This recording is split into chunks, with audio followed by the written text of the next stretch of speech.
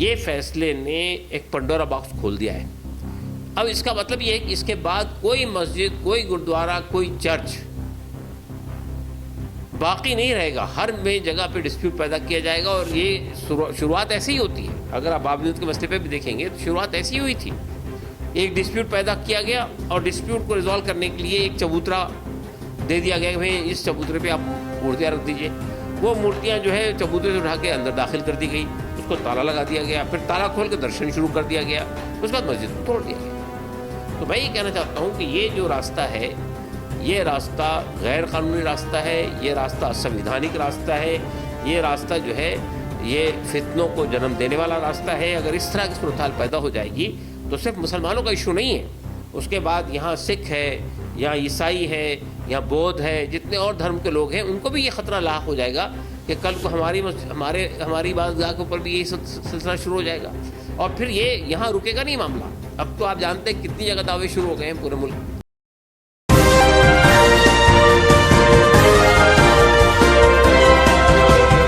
पल न्यूज से मैं हूं आपके साथ नदीम अकरम। ज्ञान व्यापी मस्जिद को लेकर के हर किसी का एक सवाल बार बार आ रहा है कि क्या जिस तरीके से बाबरी मस्जिद चली गई, क्या ज्ञान व्यापी मस्जिद भी उसी राह पर चल पड़ी है? और अगर चल पड़ी है तो तमाम मुस्लिम संगठन क्या कर रहे हैं, मुस्लिम बुद्धिजीवी क्या कर रहे हैं? इसी पर हमसे बात करने के लिए all India Muslim personal law board के सदस्य डॉक्टर कासिम रसूल इलियास साहब मौजूद हैं। सर, किस तरीके से देखते हैं, सबसे पहले अगर जजमेंट की बात की जाए, उस वर्डिक्ट में क्या लिखा गया है? क्योंकि तमाम लोगों ने ये लिखना शुरू कर दिया कि मुस्लिम पक्षकार जो हैं वो केस ही हार गए हैं। देखिए, असल में आप ये देखिएगा, इसमें कई कड़ियाँ हैं। जब तक कि आप उसको नहीं खोलेंगे तो पूरा मसला समझ में नहीं आएगा। पहले वहाँ पर 5 वहाँ की महिलाओं ने एक दरख्वास्त दी कोर्ट में कि मस्जिद का जो पश्चिमी दीवार है पिछली साइड पे, वहाँ पर उन्हें एक देवी की पूजा करने की इजाज़त दी जाए।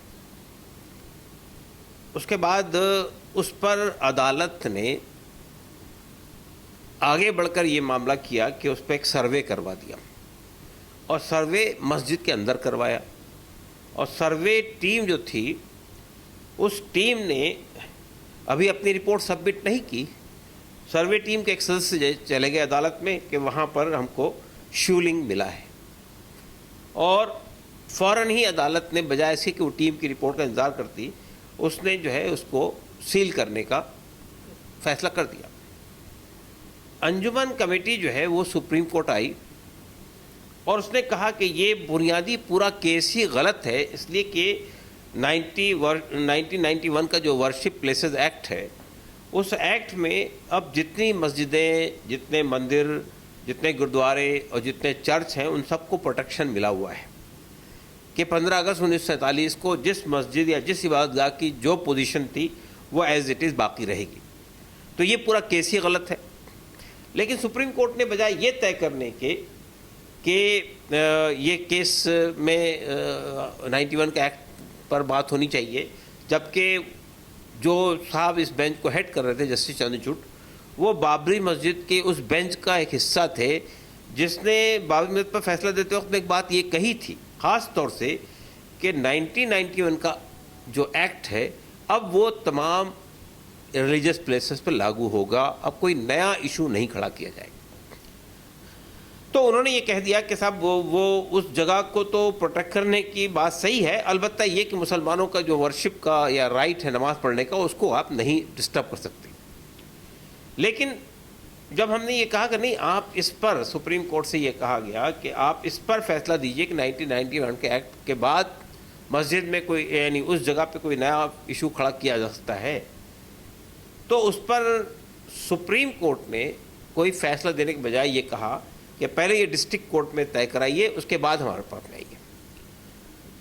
डिस्ट्रिक्ट कोर्ट में जब इस पर गुफ्तगू शुरू हुई और हमारे वकील ने, यानी अंजुमन इस्लामिया के वकील ने बार बार ये बात कही है कि 1991 के एक्ट से ये जगह बार्ड है, यहाँ पे आप कोई एक्टिविटी नहीं कर सकते। तो उस पर जो फैसला है वो बड़ी मज़ाक़ से फैसला है। फैसला ये कहता है कि मस्जिद वो जो 5 ख़वातीन ने जो दरख्वास्त दी है वो बहुत लिमिटेड चीज़ है, उसका तो कोई ताल्लुक़ मस्जिद से नहीं है।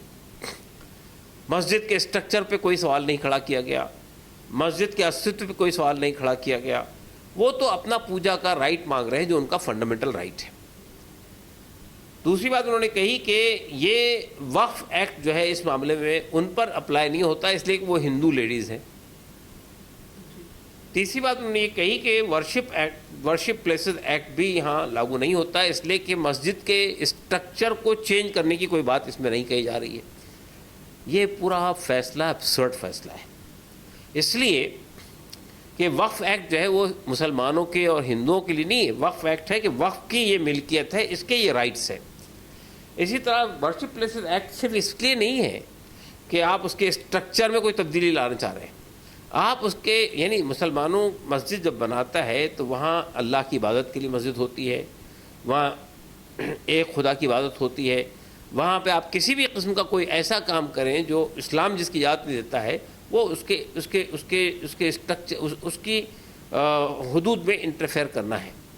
तो मैं ये समझता हूँ कि ये जो फ़ैसला हुआ है, ये फ़ैसले ने एक पंडोरा बॉक्स खोल दिया है। अब इसका मतलब ये है कि इसके बाद कोई मस्जिद, कोई गुरुद्वारा, कोई चर्च बाकी नहीं रहेगा। हर में जगह पे डिस्प्यूट पैदा किया जाएगा और ये शुरुआत ऐसे ही होती है। अगर आप बाबूद के मसले पे भी देखेंगे तो शुरुआत ऐसी हुई थी। एक डिस्प्यूट पैदा किया गया और डिस्प्यूट को रिजॉल्व करने के लिए एक चबूतरा दे दिया गया कि भाई इस चबूतरे पे आप मूर्तियाँ रख दीजिए। वो मूर्तियाँ जो है चबूतरे से उठा के अंदर दाखिल कर दी गई, उसको ताला लगा दिया गया, फिर ताला खोल के दर्शन शुरू कर दिया गया, उसके बाद मस्जिद को तोड़ दिया गया। तो मैं ये कहना चाहता हूँ कि ये जो रास्ता है, ये रास्ता गैर कानूनी रास्ता है, ये रास्ता असंवैधानिक रास्ता है, ये रास्ता जो है ये फितनों को जन्म देने वाला रास्ता है। अगर इस तरह की सूरत हाल पैदा हो जाएगी तो सिर्फ मुसलमानों का इशू नहीं है, उसके बाद यहाँ सिख है, यहाँ ईसाई है, यहाँ बौद्ध है, जितने और धर्म के लोग हैं उनको भी ये ख़तरा लाक हो जाएगा कि कल को हमारी इबादतगाह के ऊपर भी यही सिलसिला शुरू हो जाएगा। और फिर ये यहाँ रुकेगा नहीं मामला। अब तो आप जानते हैं कितनी जगह दावे शुरू हो गए हैं पूरे मुल्क में। पूरे मुल्क में तो सर दावे शुरू ही हो रहे हैं, क्योंकि निचली अदालत ने एक चिंगारी जो थी उसे और भड़काने का काम कर दिया, जो फैसला था। पर यहाँ सवाल ये उठता है कि 1991 एक्ट को लेकर के ज़्यादा जोर दिया जा रहा है कि वर्शिप एक्ट था, जहाँ सुप्रीम कोर्ट में इस कानून को, संविधान में ये कानून बनाया गया, इस कानून की पूरी तरीके से धज्जियाँ उड़ रही हैं। तमाम लोग खामोशे पर हर किसी का ये सवाल हो रहा है कि मुस्लिम तंजीमें क्या कर रही हैं, all India Muslim personal law board का इसको लेकर के अगला स्टैंड क्या होने वाला है। देखिए, all India Muslim personal law board और मस्जिद कमेटी के दरमियान तालमेल है। बुनियादी हमारे दरमियान एक बात पर सहमति ये होगी है कि इस मुकदमे को तो मस्जिद अंजुमन जो है वो लड़ेगी, मस्जिद कमेटी। अलबत्ता हम उनका लीगली, अखलाक़ी हर तरह का ताउन करेंगे, वो हम कर रहे हैं, पर्सनल लॉ बोर्ड कर रहा है। और सुप्रीम कोर्ट में जब मसला आता है तो हमारी जो लीगल कमेटी के लॉयर्स हैं वो भी उसमें इन्वॉल्व होते हैं, वो अपना इनपुट देते हैं। तो ये पर्सनल लॉ बोर्ड जिस हद तक भी इसमें जा सकता है, उसने उसूली पोजीशन अपनी स्टेट कर दी है। जो हमारे जनरल सेक्रेटरी का कल बयान भी आ गया है खालिद सैफुल्लाह रहमानी साहब का, और उसके अलावा जो है लीगल कमेटी की मीटिंग भी होने जा रही है फ़ौरन ही, और इसके साथ साथ हम मस्जिद कमेटी के साथ में पूरे तालमेल के साथ में हम लोग शामिल हैं। तो अब देखिए, ये ज़ाहिर है कि ये डिस्ट्रिक्ट कोर्ट का फ़ैसला है, इसके बाद हाई कोर्ट अवेलेबल है, हाई कोर्ट में हम जाएंगे। और इससे पहले हाई कोर्ट इस पर फैसला दे चुका है और वो कह चुका है कि ये वर्शिप प्लेसेस एक्ट की मौजूदगी में इस पर कोई इशू खड़ा नहीं किया जा सकता है। हम फिर उसके बाद दोबारा जाएंगे, वापस दोबारा से हाई कोर्ट जाया जाएगा। पर सवाल बार बार ये खड़े हो रहे हैं, क्योंकि ये अपीलें की जाती हैं, मस्जिद को लेकर के फैसला आया तो मस्जिद की सिक्योरिटी बढ़ा दी गई, जैसे कि तस्वीर देखने को मिली। पर लोगों की जो नफरत है वो लगातार हो रही है। चाहे मैं बात करूं उमा भारती की, चाहे मैं बात करूं साध्वी प्राची की, जितने भी लोग हैं, और ख़ासतौर पर सुब्रमण्यम स्वामी का तो ये कहना है कि मुसलमानों ने जो है गलत तरीके से अपनी अपील को रखा था जो खारिज होनी ही थी। मुसलमानों को यहाँ फव्वारा और शिवलिंग की बात करनी थी, पूजा एक्ट उनका ख़त्म कर दिया जाए, क्योंकि मुसलमानों के कहने से कोर्ट नहीं चलेगा। तो किस तरीके से देखते हैं, जहाँ ये भी अपील की जा रही है कि हमने अयोध्या ले ली है, काशी मथुरा अभी बाकी है। देखिए, ये पूरे स्टेटमेंट जो है वो मामलात को कंफ्यूज करने के लिए। सुब्रमण्य स्वामी क्या चाहते हैं वो हर आदमी जानता है। सुब्रमण्य स्वामी का कल तक का मौक़िफ़ था वो हर आदमी जानता है। चूँकि बीजेपी से वो निकाले गए हैं, बीजेपी में उनके लिए कोई जगह नहीं है, तो वो इस तरह के उल्टे सीधे बयान देते रहते हैं, इसलिए उसका तो कोई एतबार नहीं है। इसी तरह का मसला साध्वी ऋतंबरा का है और इसी तरह का मसला उमा भारती जी का है। ये अपना मुकाम खो चुकी है बीजेपी के अंदर में, अब उस मुकाम को वापस लेने के लिए इस तरह के बयान दे रही है। वो बीजेपी का ये उसूल है कि यूज़ एंड थ्रो। आज आप देख रही हैं कि अडवाणी जी कहाँ खड़े हैं और मुरली मनोहर जोशी कहाँ खड़े हैं, उमा भारती कहाँ खड़ी हैं। ये सब लोगों का इस्तेमाल हुआ 1992 में, अब उनका काम ख़त्म हुआ, उनकी कोई ज़रूरत नहीं है उनको। अभी अपने मुकाम को वापस लाने के लिए इस तरह के बयान दे रही है और इस तरह के बयान पहले भी देते रहे हैं। तो ये बयान की कोई हैसियत नहीं है। असल मुद्दा ये है कि इस मुल्क का संविधान है, इस मुल्क का कानून है, इस मुल्क की अदालती निज़ाम है। अगर अदालती निज़ाम और क़ानून के अंदर इंसाफ नहीं मिलेगा मुसलमानों को, तो ये सिर्फ मसला एक मस्जिद का नहीं है। मसला ये है कि कानून पर से, निज़ाम, इंसाफ के निज़ाम पर से, अदालती निज़ाम पर से एतमाद ख़त्म हो जाएगा। और एतमाद का ख़त्म हो जाना जो है वो किसी भी सोसाइटी के लिए बहुत बड़ा क्राइसिस पैदा करता है। क्योंकि सर भरोसा ख़त्म हो जाएगा अदालतों के ऊपर से, क्योंकि कल ही कपिल सिब्बल ने भी एक बयान दिया जो साफ तौर पर देश के दिग्गज वकील हैं, सुप्रीम कोर्ट में ये बात कह रहे हैं कि संस्थान पर से लोगों का भरोसा कम हो रहा है। क्योंकि एक के बाद एक कई फैसले आए, चाहे बाबरी मस्जिद का फैसला हो, ज्ञानव्यापी मस्जिद का फैसला हो, गुजरात दंगों की फाइल हो, चाहे तमाम फाइलें जो एक एक करके बंद की जा रही हैं, कैसे उसे देख रहे हैं, समझ रहे हैं? क्या अदालतों पर लोगों का विश्वास रहेगा? जो संस्थान को चला रहे हैं वो अपना विश्वास खोएंगे? देखिए, ये तो अदालतों को तय करना है, हमारे चीफ जस्टिस साहब को तय करना है, चाहे चीफ जस्टिस सुप्रीम कोर्ट के हों, हाई कोर्ट के हों, कि अगर लोगों का एतमाद जुडिशल सिस्टम पर से ख़त्म हो जाता है तो उसके बाद समाज में लॉलेसनेस के अलावा, इंतशार के अलावा कोई और रास्ता बाकी नहीं रहता है। तो ये जब तक कि किसी भी डेमोक्रेटिक सोसाइटी के अंदर जो इंस्टीट्यूशंस हैं, चाहे वो पार्लियामेंट हो, चाहे वो ब्यूरोक्रेसी हो, चाहे वो पुलिस हो, चाहे वो इंटेलिजेंस एजेंसीज़ हो, चाहे वो इलेक्शन कमीशन हो, चाहे वो जुडिशल सिस्टम हो यानी अदालतें हों, अगर इनके ऊपर से एतमाद ख़त्म हो जाएगा तो ज़ाहिर है कि रूल ऑफ लॉ ख़त्म हो जाएगा। उसके बाद जो है ये हम एक लॉलेसनेस के दौर में दाखिल हो जाएंगे।